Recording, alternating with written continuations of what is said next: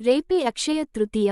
బంగారం కొనకపోయినా స్నానం చేసే నీటిలో ఈ ఒక్కటి వేసుకుని చేస్తే మీ సుడి తిరిగిపోతుంది. మా వీడియో చూసే ముందు ఒక లైక్ కొట్టి జై శ్రీరామ్ అని కామెంట్ చేయండి. ఈ నెల 30 అక్షయ తృతీయ ఎంతో పవిత్రమైన రోజు. ఈ రోజు బంగారం కొనకపోయినా సరే ఇలా ఇంట్లో స్నానం చేస్తే చాలు అత్యంత మహాపుణ్యం రావడంతో పాటు కోటి జన్మల పుణ్యం అక్షయంగా వస్తుంది. మరి ఎంతో పవిత్రమైన అక్షయ తృతీయ రోజు స్నానం ఎలా చేస్తే అష్టదరిద్రాలు పోయి అష్టైశ్వర్యాలు కలుగుతాయో ఈ వీడియోలో తెలుసుకుందాం. అంతేకాదు ఈరోజు ఈ ఒక్కటి దానం చేసిన సరే ఆ లక్ష్మీనారాయణ దివ్య ఆశీస్సులు కలిగే అష్టైశ్వర్యాలు కలుగుతాయి.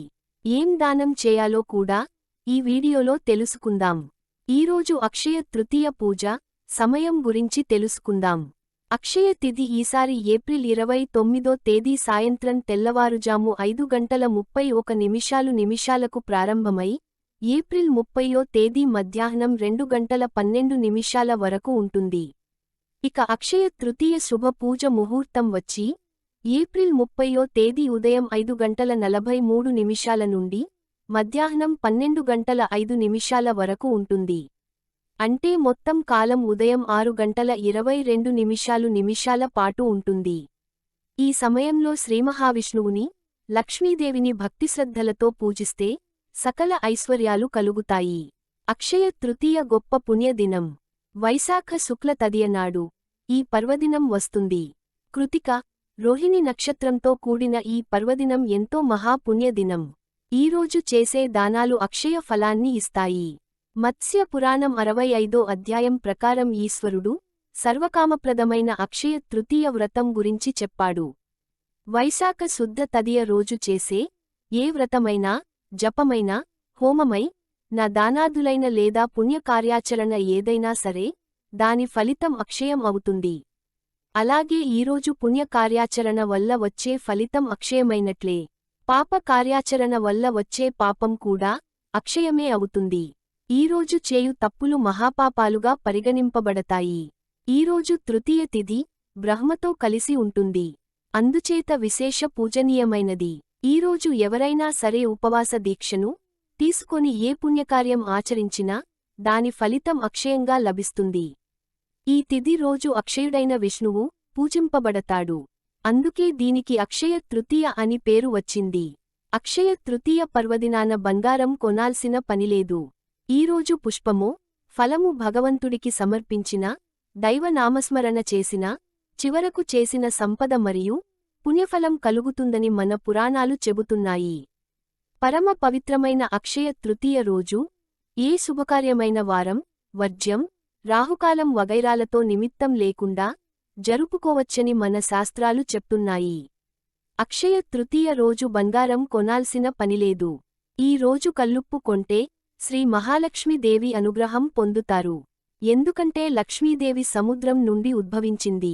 కాబట్టి సముద్రం నుంచి ఉప్పు కూడా లభిస్తుంది. కావున కల్లుప్పు కూడా లక్ష్మీ స్వరూపమే.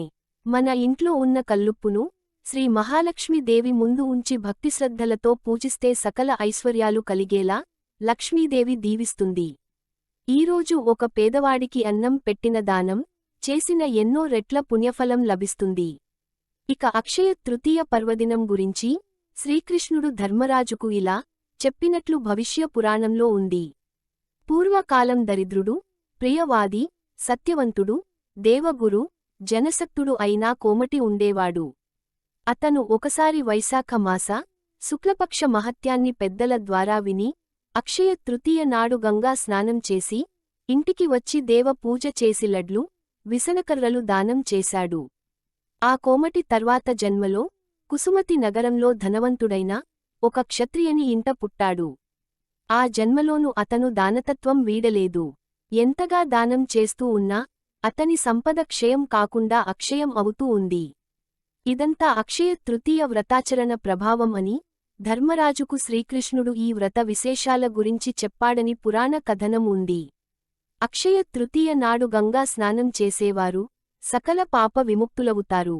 ఈరోజు స్నానం కూడా ఉదయం సూర్యోదయం తర్వాత ఉదయం 6 ఘడియాలలోపు చేయాలి. గడియ అంటే 24 నిమిషాలు కాలం. 6 ఘడియలు అంటే 2 గంటల 24 నిమిషాలు కాలం, కోటి జన్మలో పుణ్య వస్తుంది. మీ శరీరానికి దివ్యశక్తి వస్తుంది. ఎందుకంటే ఈ విషయాన్ని సాక్షాత్తు శ్రీమహావిష్ణువు లక్ష్మీదేవికి చెప్పినట్లు వైశాఖ పురాణం మొదటి అధ్యాయంలో ఉంది. వైశాఖ పురాణం ప్రకారం శ్రీ మహాలక్ష్మీదేవి శ్రీమహావిష్ణువు ఇలా అడుగుతుంది: స్వామి, వైశాఖ మాసంలో స్నానం ఏ సమయంలో చేయాలి? ఎలా స్నానం చేస్తే సకల పాపాలు పోయి సకల శుభాలు పలుకుతాయి అని అడుగుతుంది. ఇలా సమాధానం చెప్తాడు: దేవి మాసములలో వైశాఖ మాసం అత్యంత పవిత్రమైనది. ఈ మాసంలో ఒక్కసారి స్నానం చేసినా కొన్ని వేల అశ్వమేధ యాగాలు చేసినంత మహాపుణ్యం. కాని ఈ వైశాఖ మాసంలో ఈ సమయంలో చేస్తేనే అంతటి ఫలితం కలుగుతుంది. ఆ సమయం ఏంటంటే ఉదయం సూర్యోదయం తర్వాత 6 గడియల లోపు నదులలో, సెలయేటిలో లేదా చెరువులో, బావిలో స్నానం చేయాలి. ఎందుకంటే ఈ 6 గడియాల సమయంలో సర్వలోకంలో ఉన్న తీర్థదేవతలు భూమి మీద ఉన్న జలంలో ఉంటారు. ఈ సమయంలో స్నానం ఆచరిస్తే శుభం కలుగుతుంది. ఈ 6 గడియల కాలంలో స్నానం చేస్తే సర్వ తీర్థదేవతల శక్తి వల్ల ఆ మానవుడు చేసిన సర్వ పాపములు హరించును. ఈ సమయంలో ఈ మాసంలో ఒక్కసారైనా స్నానం చేయని వారికి ఆ తీర్థదేవతలు శాపాలు పెడతారు. సూర్యోదయం తర్వాత 6 గడియల తర్వాత తీర్థదేవతలు తమ తమ స్థానములకు పోతారు. మళ్లీ సూర్యోదయం సమయంలో మరుసటి రోజు జలంలో తీర్థదేవతలు ప్రవేశించి స్నానం చేసిన మానవుల పాపాలను హరింపచేస్తారు. కాబట్టి దేవి ఈ వైశాఖ మాసంలో సూర్యోదయం తర్వాత 6 గడియల సమయంలో ప్రతి మానవుడు కనీసం ఒక రోజైనా అంటే అక్షయ తృతీయ రోజైనా స్నానం చేయాలని లక్ష్మీదేవికి శ్రీమహావిష్ణువు వివరిస్తాడు. కాబట్టి మీరు ఇంట్లోనే సూర్యోదయం తర్వాత ప్రతి ఒక్కరూ ఇలా మీ ఇంట్లో ఇప్పుడు చేసిన విధంగా స్నానం ఆచరిస్తే జన్మజన్మల పాపాలు పోయి అష్టైశ్వర్యాలు కలుగుతాయి. అది ఎలాగంటే పూజలలో శివపూజ, విష్ణుపూజ ఎంత పవిత్రమైనవో అలానే నదులలో గంగా నది అంత పవిత్రమైనదని పురాణాలు చెప్తున్నాయి. ఎలా అంటే గంగాజలం విష్ణు పాదాల నుండి పుట్టి శివుని శిరస్సు నుండి ప్రవహిస్తుంది. అందువల్లే గంగాజలం సర్వపాపాలను పటాపంచలు చేస్తుంది. గంగాజలంతో స్నానం చేస్తే మహాపాపాలు సైతం హరించుకుపోతాయి. కాబట్టి గంగా జలానికి అంతటి ప్రాముఖ్యత ఉంది. మీకు అక్షయ తృతీయ రోజు గంగాజలం అందుబాటులో లేకపోతే ఏ నదిలో కాని, చెలయేటిలో కాని, చెరువులో కాని, చివరకు ఇంట్లో స్నానం చేసే సమయంలో కాని గంగా గంగా గంగా అని 3 సార్లు అనుకొని శిరస్సు మీద నీళ్లు చల్లుకుంటే అది గంగాజలంతో సమానం అవుతుంది. గంగాజలంతో సాటి ఈ ప్రపంచంలో మరి ఒకటి లేదు. కాబట్టి మీరు ఈ పవిత్రమైన అక్షయ తృతీయ రోజు మీ ఇంట్లో స్నానం చేసే సమయంలో ఒక చెంబుడు నీటిని చేత్తో పట్టుకొని గంగా గంగా గంగా అని 3 సార్లు అనుకుని తల మీద నుండి నీరు పోసుకుంటే మీ సకల పాపాలు పటాపంచలు అవుతాయి. ఎందుకంటే సూర్యోదయం తర్వాత 6 గడియలు ఈ సమయంలో సకల తీర్థ దేవతలు ఆ జలంలో ఉంటారు. అది కేవలం ఈ వైశాఖమాసంలోనే అలా ఉంటారు. ఆ సమయంలో మీరు ఇంట్లో ఎలా స్నానం చేస్తే అన్ని పుణ్య నదుల్లో స్నానం చేసిన మహాపుణ్యం వస్తుంది. ఇలా ఈరోజు స్నానం చేసిన వారికి అష్టైశ్వర్యాలు భోగభాగ్యాలు కలుగుతాయి. ఈరోజు అక్షర దోతకంతో స్నానం చేసి అక్షింతలను విష్ణు భగవానుడి పాదాల దగ్గర ఉంచి అర్పించి తర్వాత ఆ బియ్యాన్ని బ్రాహ్మణులకు దానం చేయాలి. మిగిలిన వాటిని దైవంగా భావించి పొంగలి పెట్టుకొని ప్రసాదంలో స్వీకరించి భోజనం చేసినవారికి ఈ ఫలం తప్పక కలుగుతుందని పురాణాలలో ఈశ్వర వాక్కు. ఇలా ఒక వైశాఖ శుక్ల తదియ రోజు ఈ విధంగా అక్షయ తృతీయ వ్రతం ఆచరించి తరువాత వచ్చే 12 మాసాలలో శుక్ల తృతీయ నాడు ఉపవాసించి విష్ణువును ప్రీతితో అర్చిస్తే రాజసూయ యాగం చేసినంత ఫలితం కలిగే చివరకు ముక్తి పొందుతారు. నారద పురాణం ప్రకారం ఈరోజు చేయు దానధర్మాలు అత్యధిక ఫలితాలను ఇస్తాయని చెప్తుంది. ఈరోజు చేయు ఊద కుంభదానం అంటే చిన్న కుండలో నీరు పోసి దానం చేయడం వల్ల జీవితంలో మంచి ఫలితాలు కలుగుతాయి. వైశాఖ శుద్ధ తదియ రోజు హిందువులు అక్షయ తృతీయగా జరుపుకుంటారు. అక్షయ తృతీయ రోజు చాలా ప్రాముఖ్యత అని తెలిస్తే మీరు ఆశ్చర్యపోతారు. వాస్తవానికి అక్షయ తృతీయ ఎందుకంత ప్రత్యేక అంటే శివుడు అనుగ్రహంతో కుబేరుడు సంపదలకు రక్షకుడిగా నియమితుడైన రోజు. ఇదే శ్రీ మహావిష్ణువు, లక్ష్మీదేవిని పెళ్లి చేసుకున్న మంచి రోజు కూడా ఇదే.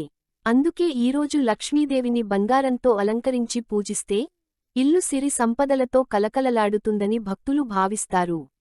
ముఖ్యంగా అక్షయ తృతీయ రోజు ఇంటికి బంగారం కొనడం కన్నా ఈ రోజు చేసే దానాలు, జపాలు రెట్టింపు ఫలితాన్ని ఇస్తాయని స్వయంగా పరమేశ్వరుడు, పార్వతీదేవికి చెప్పినట్లు శివపురాణంలో ఉంది.